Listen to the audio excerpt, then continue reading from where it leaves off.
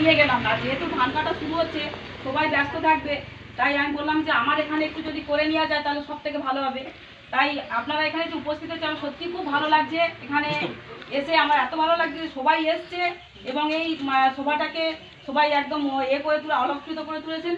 তাই এখানে আমার উপস্থিত আছেন আমাদের কান্তিবাবু, সত্যি শ্রদ্ধা মাস্টার মশাই, উনি আমার থেকে অনেক বড় গুরুজন। ওনাকে প্রণাম, শ্রদ্ধা, ভালোবাসা এবং সবাইকে একই সঙ্গে বয়স অনুসারে প্রণাম, সালাম, শুভেচ্ছা জানাই।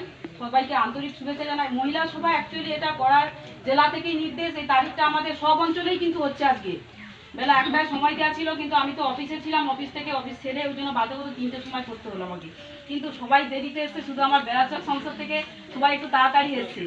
আশিসদাকে বলা, উনি 2:30টায় বলেছে, আমাদের সময়টা একটু মনে হয় দেরি হয়ে গেছে, এবার থেকে বলবো একটু আগে, 1 ঘন্টা আগে বলবো, যাতে 1 ঘন্টা পিছিয়ে আসে সবাই। এবার সবাইকে বলি যে মহিলা মানে তো সবাইকে এগিয়ে যাওয়া, যে আমরা নারী, আমরা সবই পারি। আমিও একজন মহিলা, আমাদের মুখ্যমন্ত্রীও একজন মহিলা।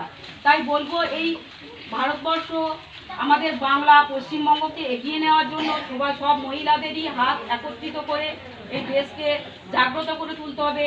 26-এ ভোট আছে, এই ভোটের জন্য সবাই প্রায় ঘর, লক্ষ্মী ভান্ডার